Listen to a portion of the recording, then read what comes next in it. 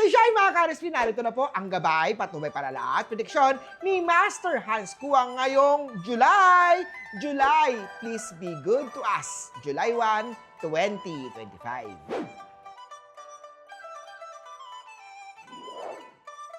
Para sa mga pinanganak ng Year of the Rat, may darating na bagong opportunity, ngunit huwag agad sumugal.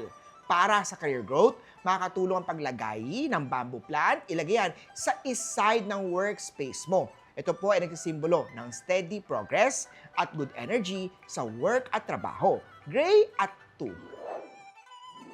Naman tayo, mainit ang ulong mo ngayon. Iwasan ang away, lalo na kay partner para hindi humaba ang tampuhan. Minsan kasi, ang best response is no response.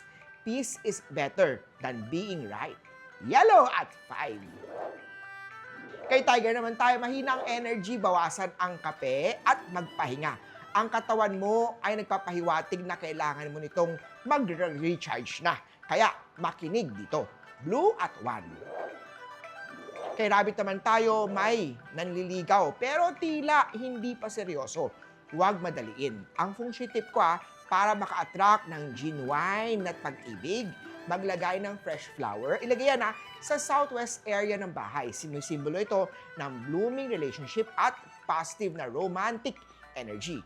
Page at 6. Sa mga Year of Dragon naman, may darating na surprise audit o evaluation. Huwag maging kampante. Mas mainam na laging handa kesa mabigla sa hindi inaasahan. Red at 8. Sa snake naman tayo, may bigla ang gastos na kailangan paghandaan. Huwag hayaan masira ang budget. Planuhin agad ang mga priorities. Purple at 3. Ito naman sa mga Year of the Horse. Huwag basta utos ng utos dahil mas nakakaangat ka sa posisyon. Be a good leader and do your job too. A true leader doesn't create followers. They inspire others to lead. Gold at 7.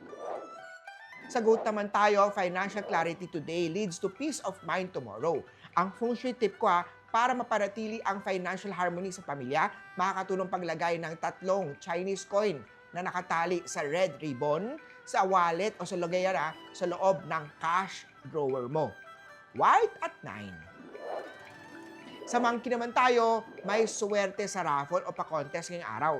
Subukang sumali minsan, ang saya ay nasa simpleng pagkakataon ng swerte. Pero kung kailangan maglabas ng pera, pass mo na dito makiramdam, mag-ingat sa scam. Green at 4. Kay Rooster naman tayo, may na-miss kang detalye sa isang trabaho task. Balikan ito agad, minsan ang tagumpay ay nasa maliit na bagay na hindi dapat binabaliwala. Pink at 1. Kay Dog naman tayo, magandang araw para humingi ng payo sa expert tungkol sa investment mo. Tamang guidance ang magdadala sa financial security. Silver at 6.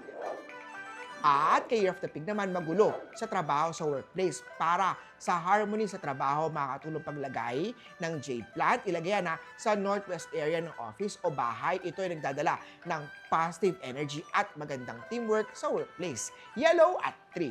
Muli po, ito po yung mga gabay, patnubay, palala at prediksyon lamang ni Master Hans Kua. Nasa inyong mga kamay, nasa lalay ang inyong tagumpay. Kaya always be positive at i-claim ang mga swerte, mga ka-RSP.